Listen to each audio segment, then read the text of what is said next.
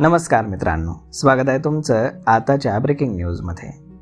मित्रांनो, तापमान वाढीमुळे संपूर्ण महाराष्ट्र अगदी घामाघूम झाला आहे। त्यामुळे शीतपेयांच्या मागणीमध्ये मोठी वाढ झाल्यानं साखरेचे दर थोडे वधारलेत। घाऊक बाजारामध्ये एम साखरेचा भाव हा प्रति क्विंटल 3810 रुपयांपर्यंत पोहोचलाय।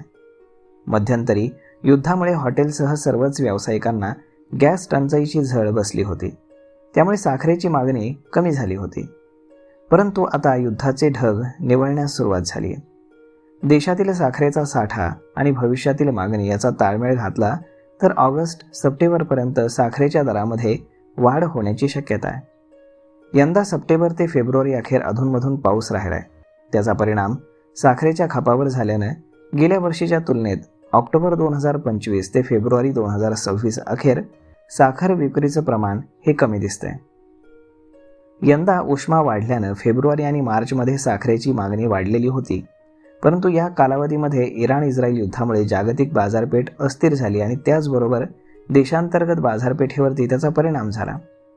गॅस टंचाईमुळे हॉटेलसह इतर व्यवसाय देखील ठप्प झाले, त्यामुळे साखरेची मागणी कमी झाली।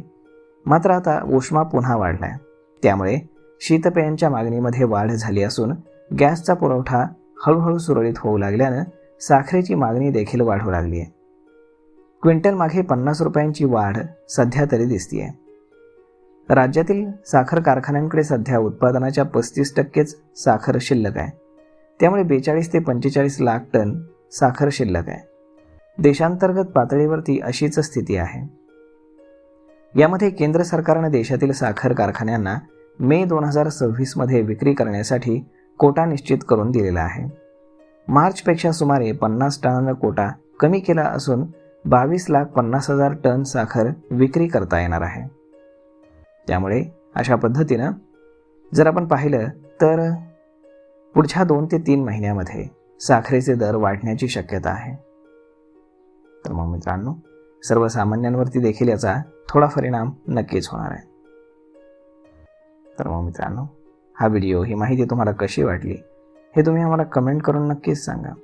आणि जर हा व्हिडिओ तुम्हाला आवडला असेल तर आपल्या जवळच्या मित्रमंडळींसोबत देखील हा व्हिडिओ तुम्ही शेअर करायला विसरू नका।